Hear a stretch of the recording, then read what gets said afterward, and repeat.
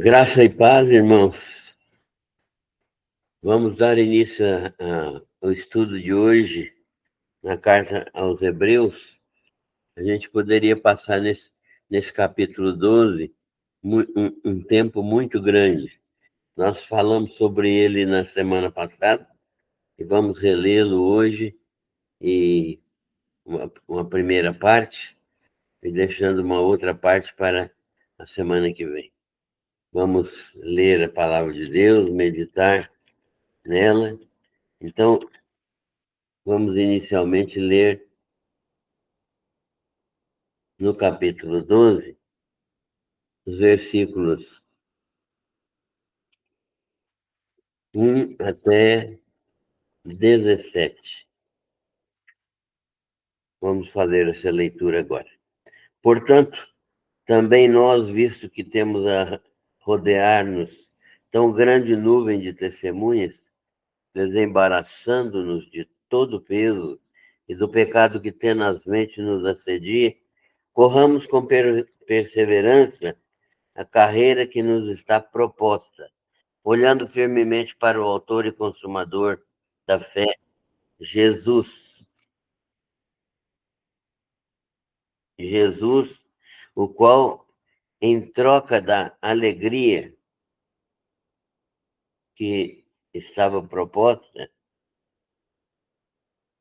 suportou a cruz, não fazendo caso da ignomínia, e está sentado à destra do trono de Deus. Considerai, pois, atentamente aquele que suportou tamanha oposição dos pecadores contra si mesmo, para que não vos fatigueis desmaiando em vossa alma. Ora, na vossa luta contra o pecado ainda não tendes resistido até ao sangue, e estáis esquecidos da exortação que, como a filhos, discorre convosco. Filho meu, não menospreze a correção que vem do Senhor, nem desmaies quando por ele és reprovado, porque o Senhor corrige a quem ama e açoita todo filho a quem recebe. É para a disciplina que perseverais, Deus vos trata como filhos, pois que filho há que o pai não corrige? Então, se estáis sem correção, da qual todos se têm tornado participantes, logo sois bastardos e não filhos. Além disso, tínhamos os nossos pais segundo a carne, que nos corrigiam e os respeitávamos. Não havemos de estar em muito maior submissão ao Pai espiritual, e então viveremos? Pois eles nos corrigiam por pouco tempo, segundo segundo melhor lhes parecia. Deus, porém, nos disciplina para aproveitamento, a fim de sermos participantes da sua santidade. Toda disciplina,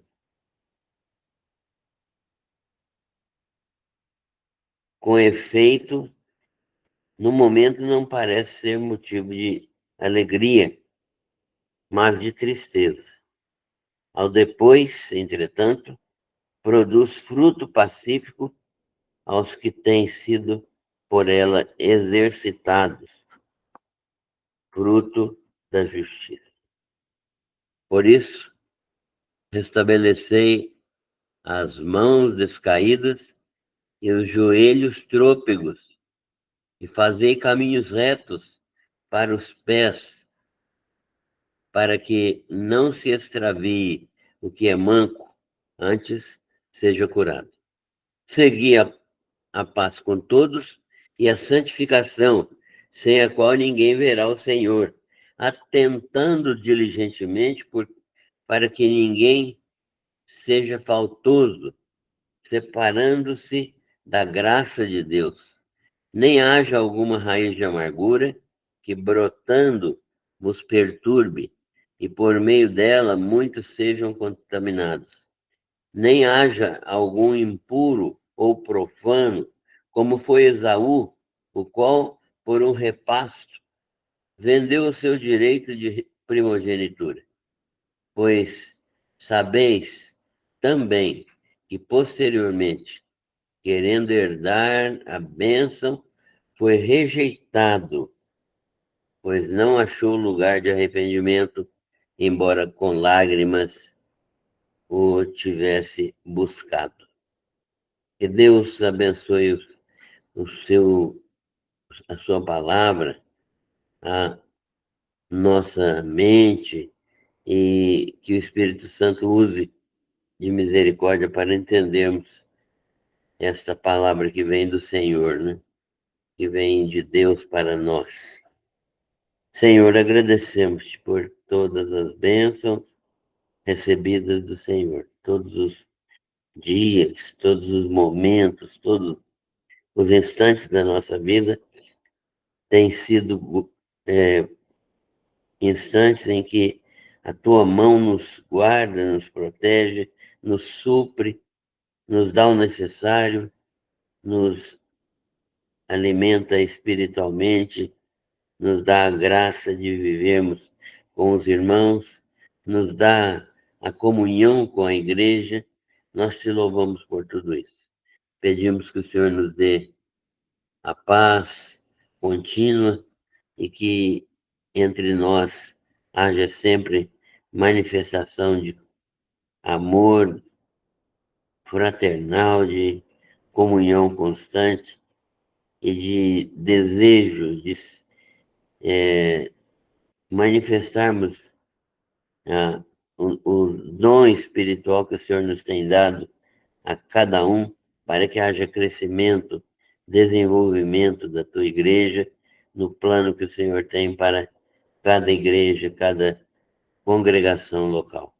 Abençoa-nos aqui, nós oramos e agradecemos em nome de Jesus. Amém. Muito bem. Começando aqui novamente a estudar esse texto que nós vimos na semana passada, nós queremos salientar algumas coisas que não ficaram muito evidentes na semana que passou. E começando desde o início do texto, o autor está demonstrando que há uma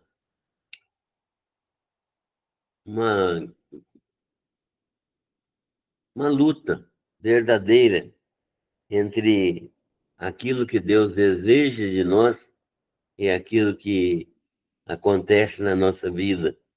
Muito frequentemente, nós não fazemos a vontade de Deus e o autor, neste caso aqui, está demonstrando que há uma situação complicada na vida dos hebreus cristãos. É um dilema.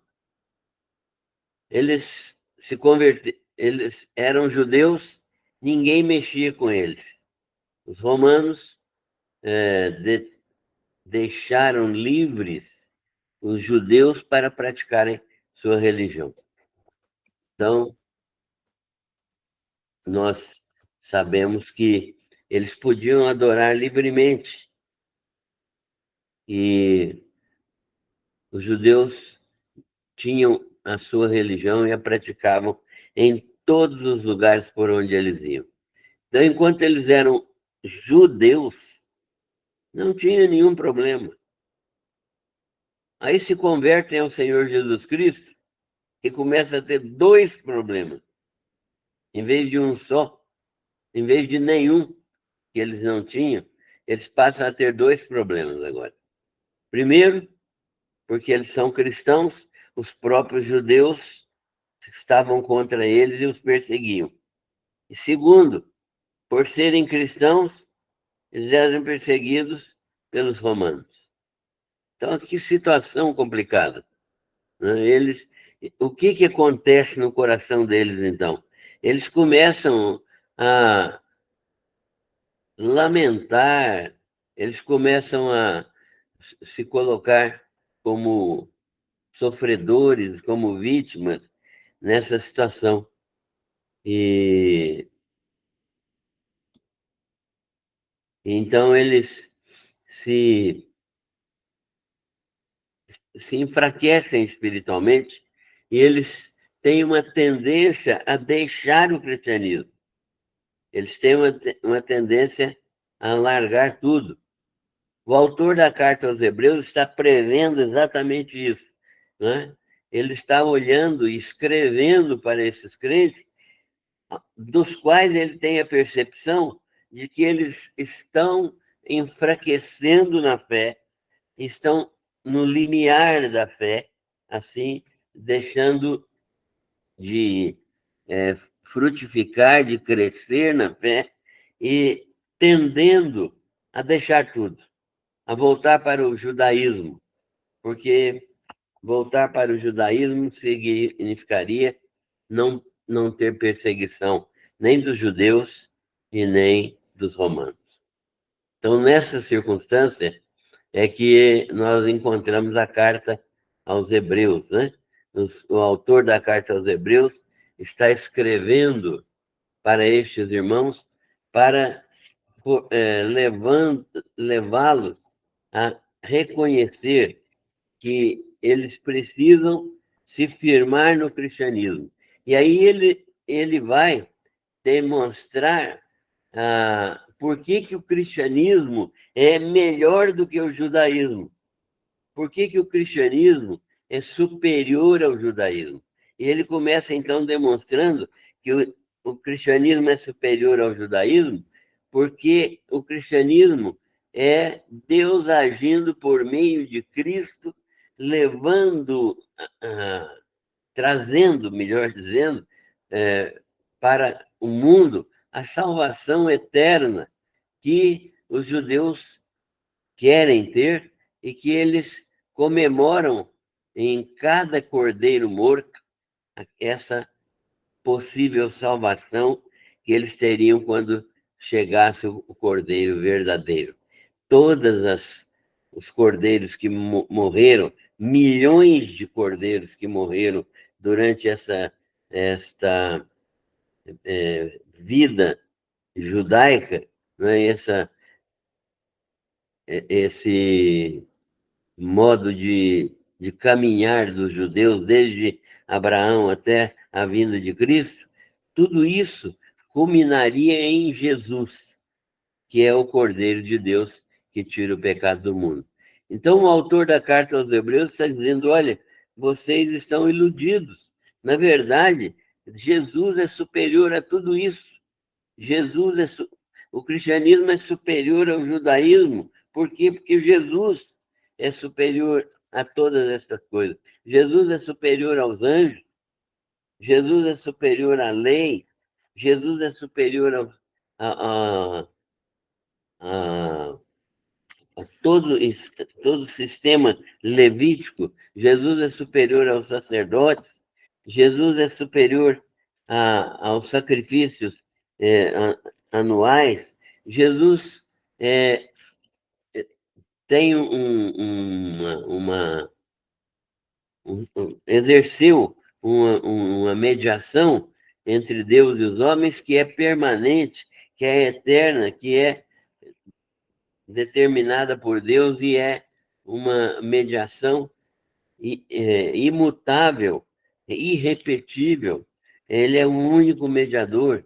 Então, o sacrifício de Cristo foi um sacrifício definitivo e foi por aí que, por esse caminho que nós estamos percebendo, que o autor da carta aos Hebreus mostrou para eles para os judeus, que eles estavam tentando voltar para aquilo que era inferior, que na verdade o cristianismo é superior ao judaísmo.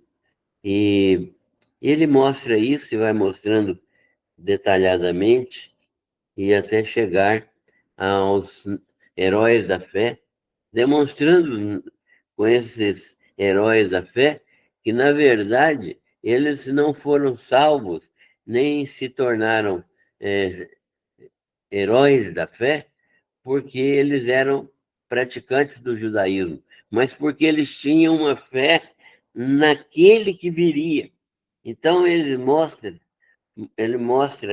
assim claramente aquilo que aconteceu, né, demonstrando na vida de Abel, na vida de Enoque, na vida de Noé, na vida de Abraão, na vida de Sara, na vida de Isaac, na vida de Jacó, na vida de muitos outros que ele vai trazendo aqui, né, demonstrando que Moisés, que os israelitas em Canaã, todos eles tiveram essa manifestação de fé em Deus, e que foi esta fé em Deus que significava que era uma expectativa de não só uma expectativa, mas uma esperança genuína, uma esperança que era uma certeza, uma esperança concreta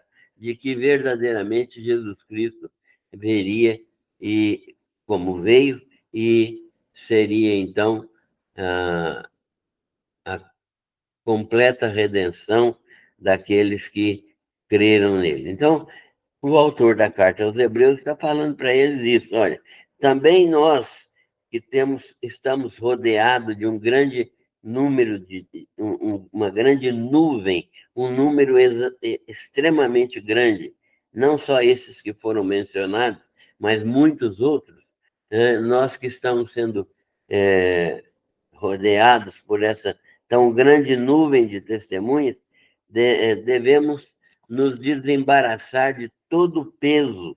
Peso do quê? Todo embaraço, todo o peso do pecado, pecado que traz consequências graves na nossa vida, que é um pecado que nos assedia, nos tenta controlar, nos tenta dominar, e devemos deixar tudo isso e deixar a tentação de voltar para o judaísmo e prosseguir na carreira que nos está proposta. Qual é a carreira que nos está proposta? Que o autor está falando para os judeus. Ele está dizendo: olha, irmãos, há uma carreira para vocês que é perseguir esta vida vitoriosa e prosseguir nisso até atingir o alvo, que é a segunda vinda de Jesus. Então, isso deveria ficar na mente e no coração daqueles irmãos judeus que estavam tentando voltar ao judaísmo por causa do sofrimento. Que sofrimento? O sofrimento da perseguição, às vezes agressão física mesmo, às vezes até perda de propriedades, né? Expropriação de bens e uma série de sofrimentos, de violências que eles já não estavam mais suportando. Então, o autor de Hebreus diz: olha, vamos suportar isso tudo, mas não preste atenção nessas coisas, não. Se vocês prestarem atenção no sofrimento, ele vai ser intolerável. Mas olhem para Jesus, autor e consumador da fé, o qual, olha só, o sofrimento de vocês não pode se comparar com o de Jesus, o qual Jesus, né, pelo gozo que lhe estava proposto, isto é, com os olhos naquilo que estava proposto para ele, ele suportou a cruz, ele suportou o sofrimento, suportou a separação temporária do próprio Deus na cruz do Calvário, quando Jesus perguntou: Deus meu, por que me desamparaste? Que humanamente ele sentiu que Deus, do ponto de vista humano, o tinha desamparado, né? Então, e ele não fazendo caso da vergonha, da humilhação, não fazendo caso de nada disso, ele se assentou à destra do trono de Deus, porque lá ele foi ocupar o seu verdadeiro lugar. Então, considerem vocês também que aquele que suportou tão grandes oposição dos pecadores. Isso tudo em favor dos pecadores, contra si mesmo. Então, ele levou em si mesmo todos os pecados, tudo aquilo que os pecadores praticaram, para que, então, vocês olhem para isso, prestem atenção nisso, concentrem-se nisso, para que vocês não sejam, não desmaiem, né? Não percam o ânimo, que fundamental para que vocês permaneçam no caminho certo. E vou dizer mais a vocês, diz o autor, né? Ele diz assim: na luta de vocês contra o pecado, vocês ainda estão ganhando, estão lucrando, porque Jesus derramou o seu sangue para nos salvar. Mas vocês até agora, na luta contra o pecado, não tiveram não tiveram derramamento de sangue. Vocês estão levando uma vida com contradições, sim, com perseguições, sim, com ameaças, sim, com perdas, sim, mas ainda não perderam, ainda não derramaram sangue como Jesus derramou por nós e Jesus derramou por vocês. Então, vocês precisam se lembrar daquela exortação do Pai Celestial para vocês, que é aquela que está em Provérbios, né? E, filho meu, não menosprezes a correção que vem do Senhor. Entendam esse sofrimento temporário como uma correção de Deus. Isso, na verdade, é uma ação pedagógica de Deus para transformar vocês de dia em dia, de sofrimento em sofrimento, de problema de luta em luta, cada vez em pessoas melhores, parecidas mais com o Senhor Jesus Cristo. Então, ele está dizendo claramente que os crentes os crentes hebreus deveriam prestar atenção em Jesus e não perder o ânimo quando eles fossem perseguidos. Por quê? Porque o Senhor corrige a quem ama. Eles deveriam enxergar de maneira positiva o sofrimento, porque Deus corrige ao filho a quem ama. Deus não castiga filhos, porque castiga é derramamento de ira. Deus castiga ímpios, mas Deus corrige a quem? Aqueles a quem ama. Então, isto é uma boa condição, um bom estímulo, vamos dizer melhor, um bom estímulo para as pessoas quando elas estão sofrendo, porque o Senhor corrige a quem ama e açoita a todo aquele que recebe por filho, recebe como se fosse filho. Isto significa que, verdadeiramente, Deus estava trabalhando disciplinarmente na vida dos hebreus. E porque o autor continua aqui, é para disciplina que perseverais. Deus vos trata como filhos, vocês são tratados como filhos, pois que filho há que o pai não corrige? Mas se estáis sem correção, da qual todos se têm tornado participantes, isto é, todos os que são filhos são participantes desta correção, Deus corrige a todos. Não há filho de Deus que não tenha experimentado ou que não vai experimentar esta correção, e cada um é de um jeito, né? Mas se estáis sem esta correção, e Deus corrige a todos, então se quem está sem esta correção, da qual todos se têm tornado participantes, estes são bastardos. O que é um bastardo? Bastardo é um filho cujo pai é desconhecido, né? Filhos de mulheres de precárias virtudes, né, Sheila? Então, é, a, sempre lembro dessa expressão. E mulheres, filhos sem paternidade reconhecida. Os crentes têm paternidade reconhecida. Nós somos selados com o Espírito Santo da promessa e, portanto, a nossa identidade espiritual traz como pai aquele que é o Todo-Poderoso e que é também pai de nosso Senhor Jesus Cristo. Isso é uma bênção maravilhosa, né?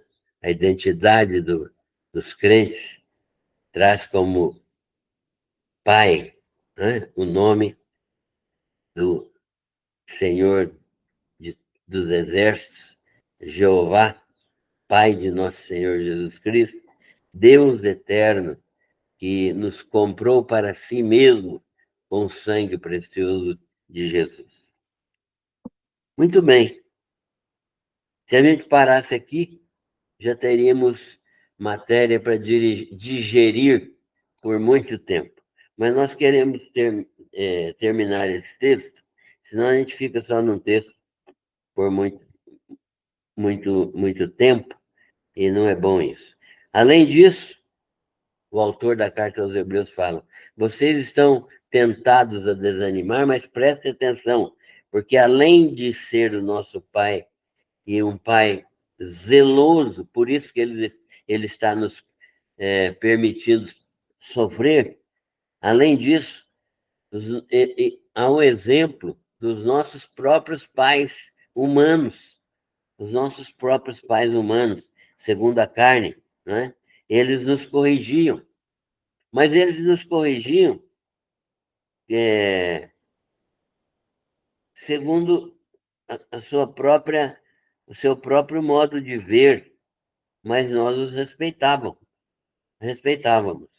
Não havemos de estar em muito maior submissão ao Pai espiritual e então viveremos? Se os nossos pais humanos, carnais, nos corrigiam e nós os respeitávamos para viver temporariamente aqui neste mundo, nós morremos, né? Muito mais devemos respeitar aquela correção que vem do Pai espiritual, que nos corrige para que nós vivamos eternamente. E aqueles nossos pais nos corrigiam por pouco tempo, segundo aquilo que eles entendiam, segundo melhor lhes parecia.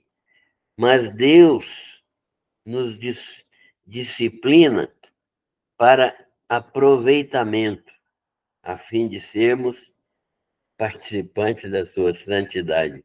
Que coisa tremenda! Será que a gente tem noção do que isso que está sendo dito aqui? Deus está dizendo aqui, por intermédio do autor de Hebreus, que o desejo dele ao me disciplinar é me fazer participante da sua natureza, não me tornar Deus, mas me tornar santo como ele é. Aliás, tem uma teologia por aí que prega que os homens vão se tornar Deus. Isso é mentira. E eu vou dizer aqui uma coisa que não é blasfêmia nem heresia. Nem Deus pode transformar os seres humanos em deuses. Por quê? porque isso é uma questão de natureza. Um homem não pode dar a sua natureza humana a, a um outro ser. Ele só pode dar natureza humana por meio de um relacionamento de casal e vai gerar homens. Então, nem Deus pode gerar homens. Deus pode criar homens, mas não gerar, certo? O único que foi gerado pelo Espírito Santo foi Jesus, mas ele também tinha uma natureza humana.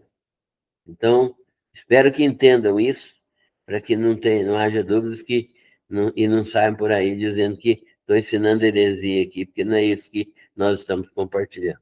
Estamos compartilhando aquilo que Deus criou homens, seres humanos, que vão permanecer humanos por toda a eternidade. Humanos da mesma natureza de Jesus.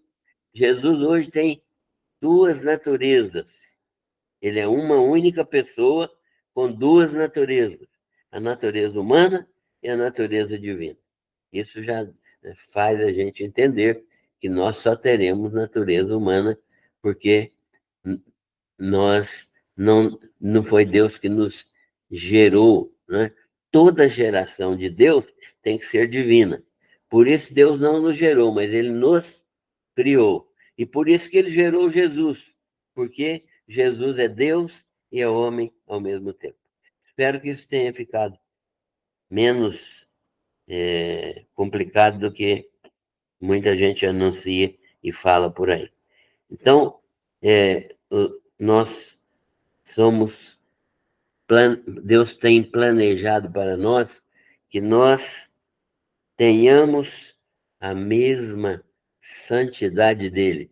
E isso começa quando? Depois da ressurreição? Não.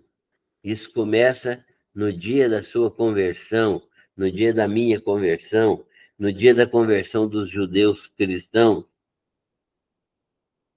É no dia da conversão. É quando você se torna nova criatura que isso começa. E a nossa vida aqui neste mundo é um tempo em que Deus trabalha para que a nossa vida vá se santificando e sendo cada dia mais parecida com a vida de Cristo. E isso nos concede a graça de sermos santos. É por isso que Paulo, quando escreve as cartas dele a muitas igrejas, ele fala dos santos, aos santos que estão em Corinto, aos santos que estão em Tessalônica, né? Aos santos que estão em Éfeso. Por quê? Porque essas pessoas estão compradas com o sangue de Jesus e Deus planejou para elas uma vida que seja cada dia mais parecida com a vida de Cristo. Então ele diz isso, né? Que Deus deseja, por meio da disciplina que ele nos aplica, que nós sejamos parecidos com Jesus. Toda disciplina, o texto continua, né? O autor da carta aos Hebreus continua dizendo, toda disciplina, com efeito, no início ela não parece boa. No início, ela não parece dar motivo de alegria. Mas, depois que você é disciplinado e ela produz o seu efeito, a mudança, a transformação na vida, a reconhecimento de pecado e purificação desses pecados e abandono e arrependimento e uma nova mudança de vida. Então, essa atitude produz uma frutificação, fruto pacífico ao que tem sido exercitado pela justiça, aquele que está praticando a justiça, né? O que é praticar a justiça aqui? É viver uma vida como a de Jesus. Jesus foi plenamente justo, então tudo que ele fazia era justo. Ser justificado aqui significa levar uma vida semelhante à de Jesus. Não confundir com ser apenas com o justificado, que é tornado justo por Jesus quando da salvação, né? Jesus, para que nós sejamos salvos, para que nós fôssemos salvos, melhor dizendo, ele nos justificou. Nós não somos justos, mas somos justificados. Justificados. E o que Deus quer é operar em nós para que nós sejamos cada dia justos, justos, porque depois de justificados, nós podemos crescer em justiça para sermos cada dia mais, termos cada dia mais o caráter de Cristo. Por isso, então, sabendo de tudo isso, sabendo das bênçãos de Deus por meio das provações, sabendo que isso acontece e que é bênção de Deus, né? Ninguém deve ficar abatido. Ninguém deve ficar abatido. Restabelecei as mãos descaídas. Se você estava sem vigor, sem ânimo, igual um atleta que cansou e não chega ao final, mas cai e fica pelo meio do caminho, então, se você tem esse tipo de esse tipo de conduta, esse tipo de situação marcante na sua vida, né, que as mãos estão cansadas e os joelhos trôpegos, eu me lembro aqui de uma figura numa Olimpíada de uma corredora europeia que veio no final acho que era no final da maratona, e ela só chegou porque foi ajudada. Ela não conseguia mais parar em pé, né, nem caminhar direito, foi ajudada a chegar na linha. Então, muitas vezes, nós como cristãos, estamos como essa atleta, os joelhos desconjuntados, sem coragem de andar, tentando andar e caindo, e as mãos sem vigor, as mãos sem capacidade de segurar qualquer fardo, qualquer peso. Então, precisamos restabelecer essas mãos. Né? Ninguém deve parar de andar, ninguém deve parar de progredir, ninguém deve se, se desanimar, né? E deve, sem sombra de dúvida, fazer caminhos retos. O que é fazer caminhos retos aqui para o autor? Fazer caminhos retos para o autor é desviar-se de tudo aquilo que não é puro, que não é santo, que não é verdadeiro. E para quê? Para que a nossa trilha, aquela trilha que nós devemos andar, que é o caminho estreito que Jesus falou, que essa trilha seja uma trilha que permita a gente passar por ela sem cair, né? Para que não se extravie, segundo o autor aqui, o que é manco antes ele seja curado. Então, aquela pessoa que está manquejando, que está fraquejando, que não está andando em linha reta, que não está caminhando do ponto de vista espiritual no caminho estreito, que ela seja ajudada e seja curada.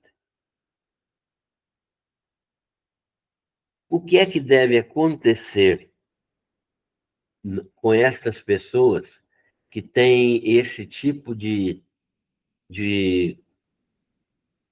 prática, esse tipo de conduta?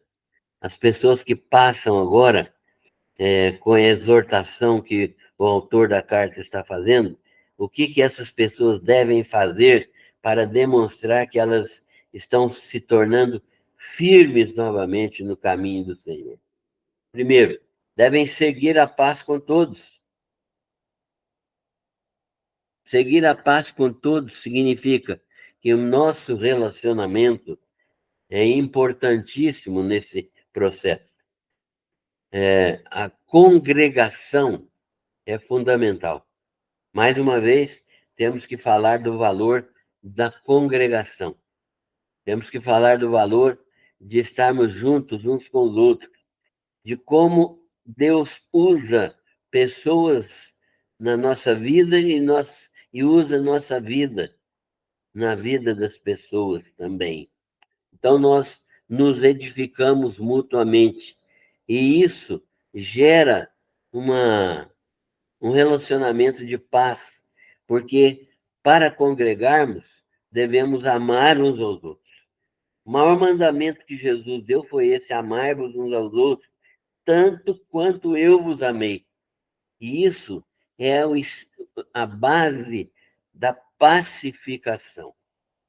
Tem que ocorrer uma pacificação entre nós e Deus, né? Entre os judeus e Deus, o autor está falando isso.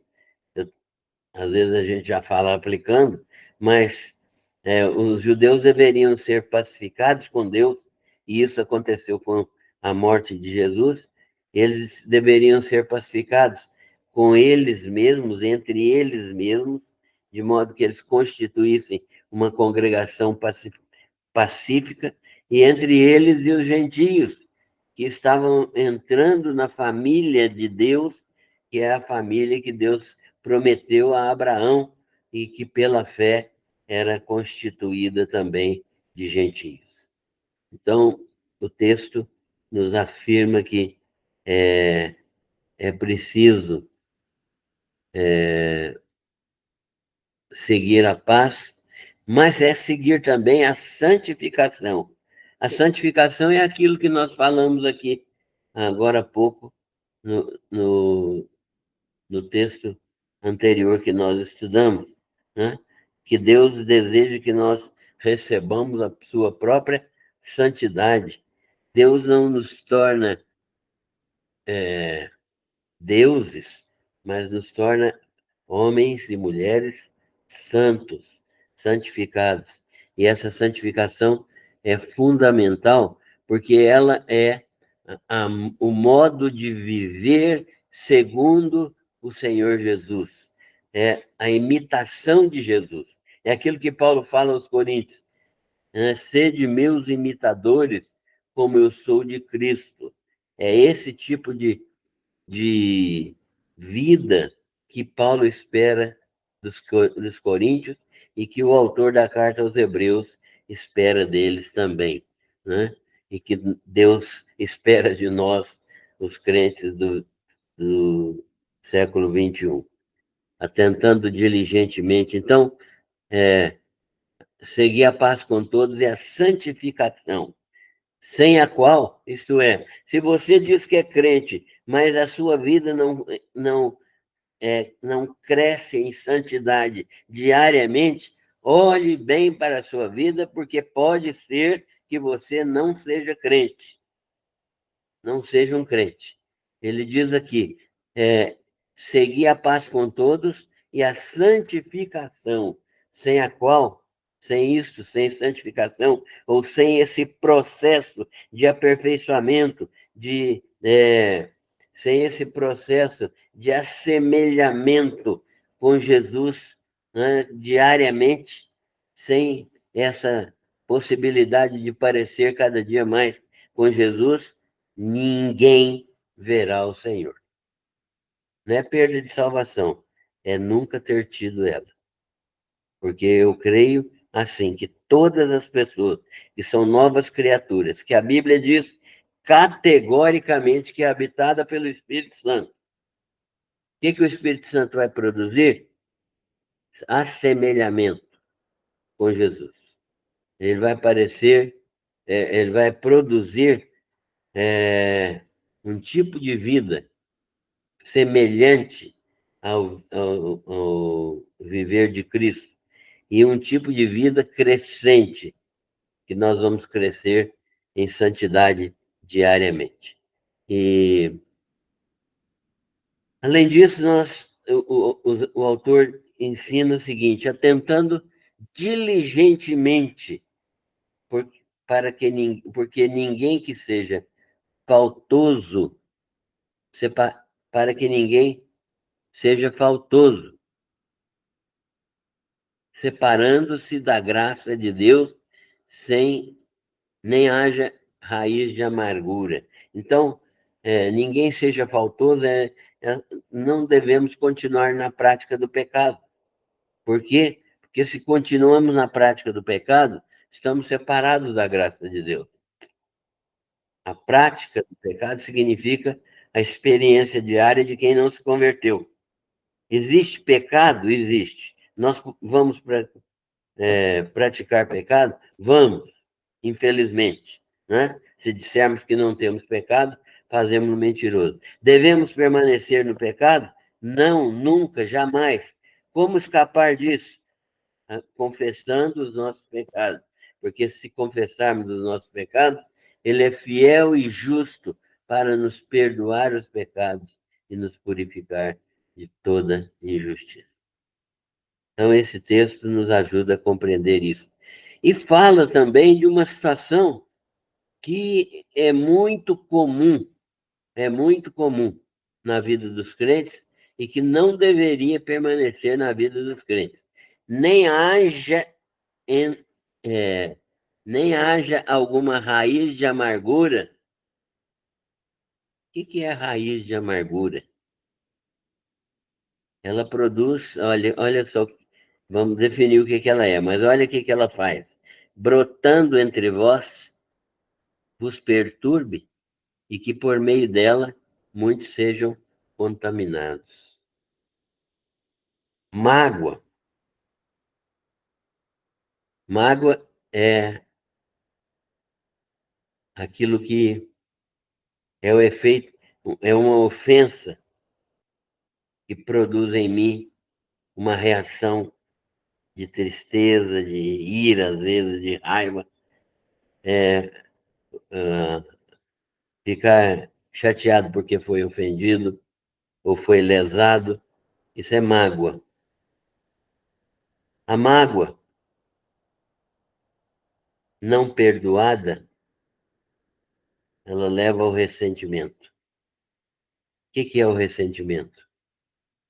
É um sentimento doentio que te faz lembrar todas as vezes que você vê quem te magoou, você lembra da ofensa e tem uma ira contra aquela pessoa.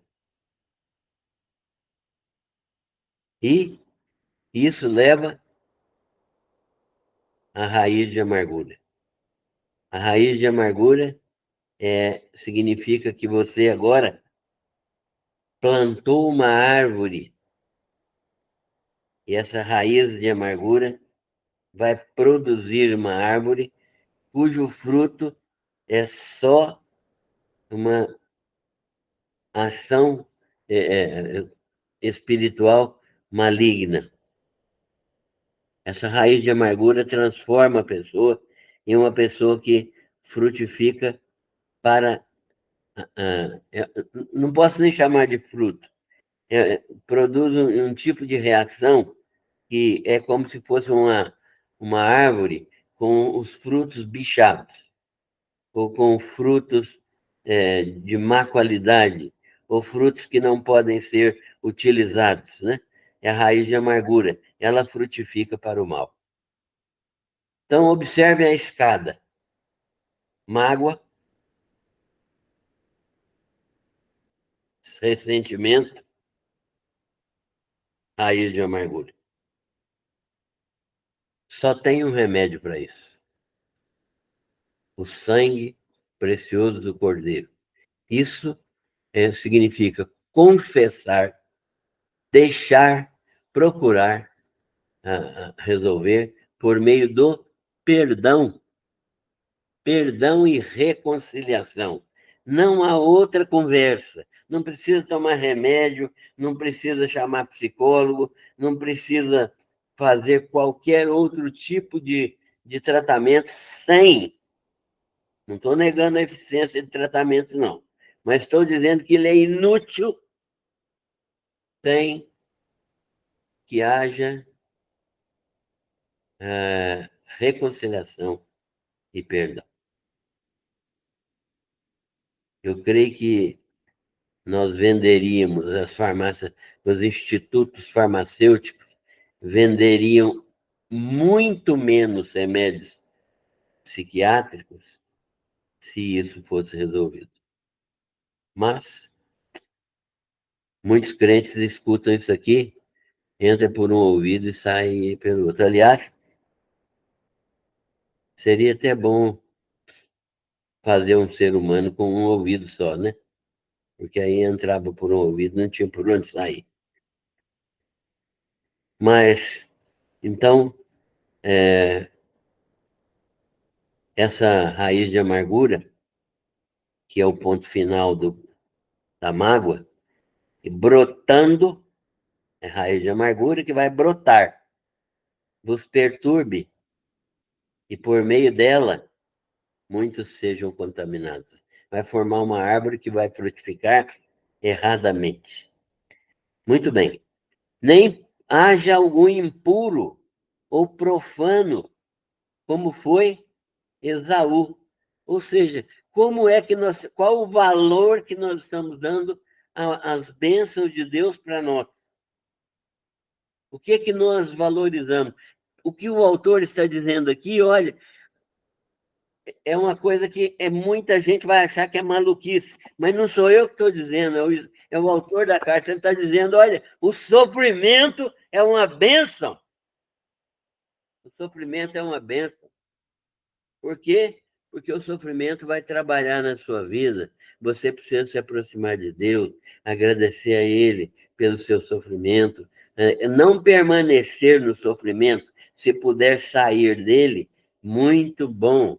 Mas enquanto tem sofrimento e enquanto Deus permite que isso aconteça na vida, seja grato, porque Ele está tratando com você, abençoando você. O sofrimento é uma bênção. Então, o que aconteceu com Esaú foi exatamente isso, né? Esaú recebeu uma bênção que era... recebeu uma bênção, não, ele tinha uma bênção natural. O fato dele ser o primogênito, Esaú é irmão de Jacó, os dois eram irmãos gêmeos. Esaú nasceu primeiro, ele tinha direito de primogenitura. O direito de primogenitura concedia, entre outras coisas, herança dobrada. Mas Esaú vendeu o seu direito de progenitura. Por causa do quê? Por causa de um prato de lentilhas. Se ainda fosse um churrasco, né? Mas, estou brincando. Mas vendeu por um prato de lentilhas. E o que aconteceu? Depois, querendo herdar a bênção da primogenitura, ele foi rejeitado. Por quê? Porque não achou lugar de arrependimento. Na verdade, ele não se arrependeu. Ele ficou entristecido porque perdeu a bênção. Mas ele não se arrependeu de ter errado, de ter quebrado o princípio. Ele não se arrependeu. Não houve arrependimento. Ele simplesmente ficou entristecido porque perdeu a oportunidade de receber duplamente a herança. E depois, depois de rejeitado, ele não achou lugar de arrependimento, embora com lágrimas o tivesse buscado. Mas acontece que passou o tempo do arrependimento. Deus já tinha tomado as providências que ele planejou desde a eternidade. Muito bem, nós lemos até o 17, estudamos até o 17, completamos hoje aquilo que ficou faltando na semana passada, e na semana que vem, se Deus abençoar, nós vamos estudar do 18 em diante. Mas o texto nos ensina que dar graças a Deus por todas as bênçãos que Ele nos concede, mas lembrar também que o sofrimento é usado por Deus para nos abençoar. Nós não estamos sendo masoquistas aqui, e prazer no sofrimento. Ai, que bênção maravilhosa esse sofrimento. Não. Nós podemos sentir dores, podemos sentir os efeitos do sofrimento, mas nós podemos agradecer a Deus porque Ele está trabalhando na nossa vida, operando aquilo que Ele deseja e preparando-nos para sermos cada dia mais semelhantes ao Senhor Jesus Cristo e cada dia mais capazes de manifestar o caráter dele aqui neste mundo, levando pessoas, né, por meio do nosso testemunho, a conhecer Jesus. Então, esse texto da carta aos Hebreus deve ter falado profundamente àqueles irmãos. Nós não temos mais notícias dos Hebreus, mas tudo indica que eles foram tocados por esta missiva e eles chegaram a mudar de vida, mudar de perspectiva espiritual. Que Deus também nos permita estudar essa carta como se ela fosse dirigida a nós, para que andemos de acordo com a vontade de Deus.